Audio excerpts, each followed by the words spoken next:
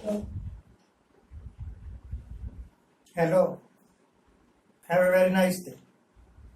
आज बहुत दिनों के बाद यूट्यूब पर आया। उम्मीद है कि आपको आज का प्रोग्राम पसंद आएगा।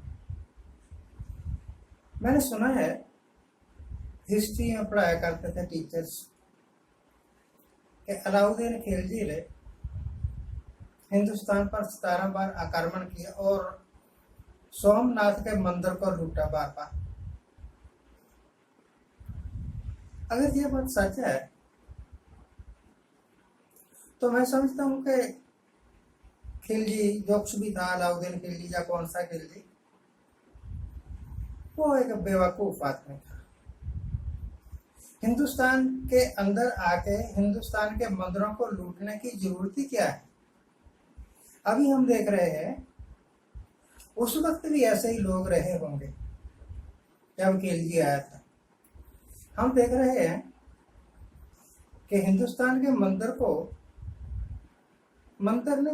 को कहना चाहिए, क्योंकि एक की खबर लग गई, लोगों को पता लग गई और बाकी गुपचुप है।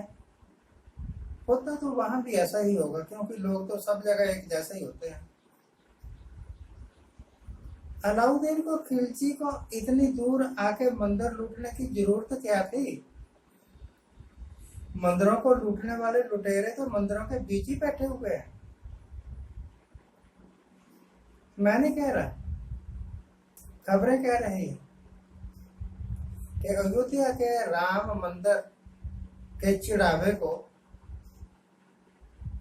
मंदिर में रहने वाले कर्मचारियों ने ही लूटा, खूब खाया उड़ाया। और वह उनके पीछे पुलिस लगी। कब लगी पुलिस? जब खूब हो हल्ला मच गया। और जैसे कि आमतौर पर होता है, जब कोई घपला हो जाता है फिर हाई लेवल की इंक्वायरी होती, कभी पुलिस की इंक्वायरी, कभी ईडी की इंक्वायरी, कभी सीआईडी की इंक्वायरी, इनकम टैक्स की इंक्वायरी, पता नहीं क्या क्या इंक्वायरी। और फिर गर्मा गर्म खबरें चलती रहती हैं कई दिन, कई बार महीनों तक, और सालों बीत जाते हैं, रिजल्ट कुछ नहीं निकलता। अगर रिजल्ट निकलता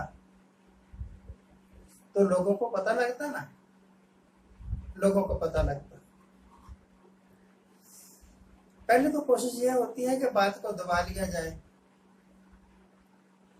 नहीं दबी, अगर प्रकट ही हो गई तो फिर थोड़ा बहुत लीपा पोती कर दी जाए।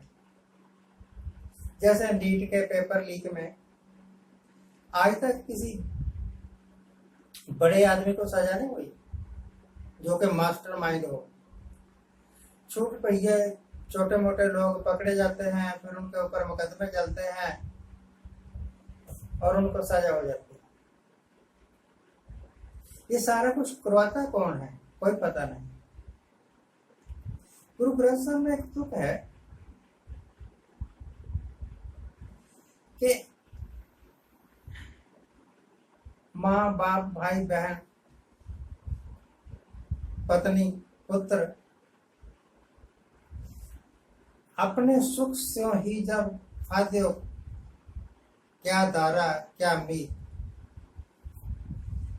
ये सारे अपने सुख के वास्ते ही लगे हुए होते हैं।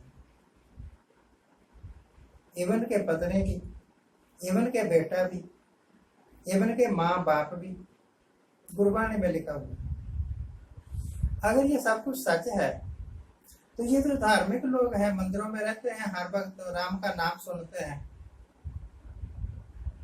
तो इनको तो खूब पता होना चाहिए कि ये संसार नश्वर है। पता नहीं तुलसीदास ने कहा है या किसने कहा, माया महा ठगनी हम जानी। तो ये माया के पीछे क्यों दौड़ रहे हैं?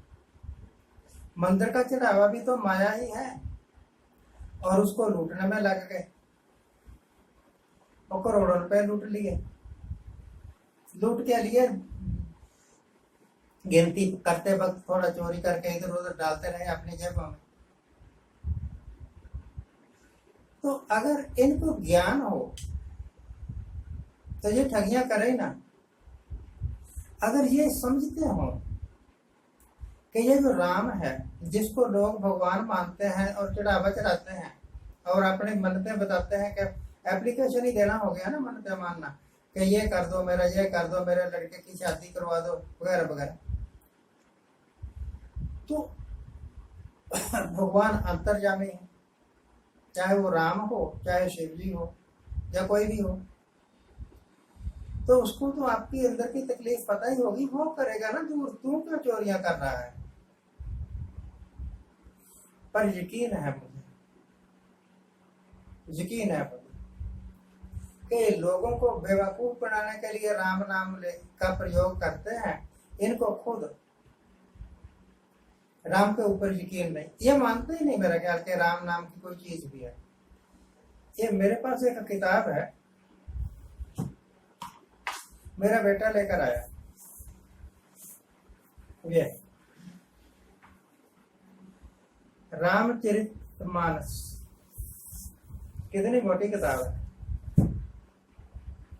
देखो इसकी कंडीशन देखो, बिल्कुल न्यू ही है लगभग। ये देखिए,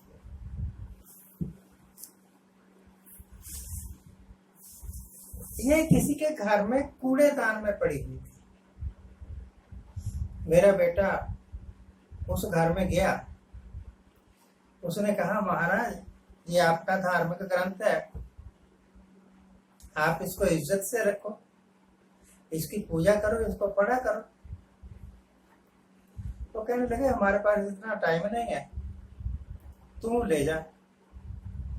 हमने तो यहाँ रखी हुई थी कि कुवाड़ी वाले को, रद्दी वाले को बेच देंगे। और हिंदू परिवार, ब्राह्मण परिवार, और हम मानते हैं कि ब्राह्मण कट्टर हिंदू होते हैं और भगवान के अलावा किसी चीज को मानते नहीं। अब जो अपने धार्मिक ग्रंथों को कूड़ेदान में डाल देते हैं, तो भगवान को भी तो कूड़ा ही समझते हैं। इसी करके ये ठगियां करते हैं, इसी करके लूट बजाते हैं। कभी मैंने ये सुना नहीं कि किसी मंदिर में ऐसे लंगर लगते हैं जैसे सिखों के छोटे से छोटे गुरुद्वारे में भी लगते हैं। बड़े गुरुद्वारों को तो कहना ही क्या, वहां तो गुरु गोविंद सिंह की, गुरु रामदास की कृपा बरसती है हर वक्त। अगर चढ़ावा ज्यादा आ गया था तो भाई सोशल एक्टिविटीज पर खर्च कर देते, अच्छे अच्छे स्कूल खोल देते, गरीब बच्चों को पढ़ावे के लिए वजीफे दे देते। आप लूट के क्या करोगे? बस यही मेरा सवाल है, क्या सचमुच राम है इनके वास्ते? मेरी बात छोड़ो, मैं तो ये मानता हूं राम नाम और मैं रहो, जाकर सम नहीं कोई, कहो नानक संकट में से दर्श सुहारो कोई। पर हमारा नाम कुछ डिफरेंट है। हमारा नाम कभी पैदा नहीं होता और हमारा राम कभी मरता नहीं। जो पैदा हो गया वो मरेगा भी, उसकी भी एक फोटो भी बन जाएगी, उसके एक मूर्ति भी बन जाएगी, उसके लोग पूजा भी करने शुरू कर देंगे। जो है निराकार, जिसका आकार ही है नहीं, जो घट घट में बसा हुआ है, उसका चित्र कैसे? You can't make a picture of the universe. आप यूनिवर्स की एक तस्वीर नहीं बना सकते। तो देखिए आगे के लिए जब आप यात्रा करने जाएं, चढ़ावा चढ़ाएं, तो ये सोच के चढ़ाइए कि ये चढ़ावा भगवान के राम का नहीं है। इस चढ़ावे पर किसी लुटेरे की आंख है और जब दाव लगेगा वो निकाल के ले जाएगा और खूब ऐश करेगा। शायद शराब पीने में, शायद औरतों पर खर्च करेगा, ऐश जरूर करेगा, चाहे जैसे मर्जी करे। Thank you very much for watching. किसी को बुरा लगा हो तो माफ करना, परंतु यह हकीकत है जो आजकल हो रही है। मीडिया में पूरे जोर शोर से इसका प्रवचन भी चल रहे हैं। तो thank you very much for watching, keep watching, please subscribe my channel.